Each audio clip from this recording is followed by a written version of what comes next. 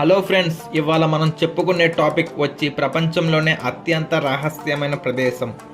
ఏంటి ఈ ప్రదేశం? దీని యొక్క రహస్యం ఏంటి? కొంతమంది శాస్త్రవేత్తలు ఈ ప్రాంతంపై పరిశోధనలు చేస్తూ ప్రపంచానికి తెలియకుండా ఈ రహస్యాన్ని రహస్యంగానే ఉంచారు. అదేంటో తెలుసుకుందాం. 1955లో అమెరికా ప్రభుత్వం ఈ ప్రదేశాన్ని గ్రూమ్ లేక్ టెస్ట్ ఫెసిలిటీగా ప్రారంభించి ఇక్కడ యుద్ధ విమానాలు, స్పైజెట్ విమానాలు పరిశోధన చేస్తున్నాం అని ప్రకటించింది అమెరికా ప్రభుత్వం.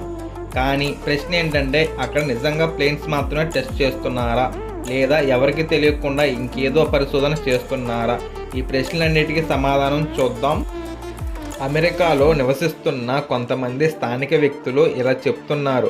మేము అర్ధరాత్రి 2 లేదా 2:30 ఆ సమయంలో ఆకాశంలో విచిత్రమైన లైట్స్తో కూడిన భారీ వింత ఆకారం కనిపించింది అని అక్కడ స్థానిక ప్రజలు చెప్తున్నారు.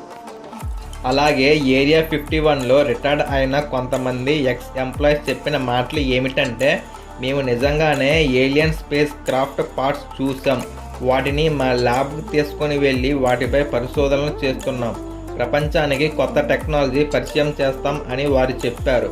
అంతేకాదు, వాళ్ళు చెప్పిన ఇంకో షాకింగ్ నిజం ఏంటంటే, ఏరియా 51లో ఏలియన్స్ బాడీస్ని టెస్ట్ కోసం ప్రిజర్వ్ చేసి ఉంచాం అని కూడా చెప్పారు.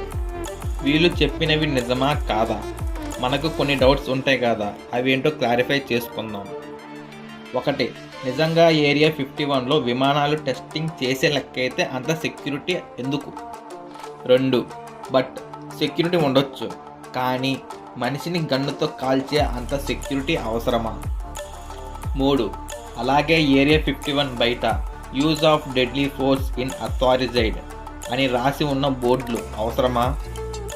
దానికి అర్థం, ఎవరైనా ఏరియా 51 దగ్గరికి వస్తే వాళ్ళకు చావు తప్పదు అని రాసి ఉంది ఆ బోర్డులో. 2019 నుండి ఇప్పటి వరకు ఏరియా 51 సోషల్ మీడియాలో బాగా వైరల్ అవుతుంది.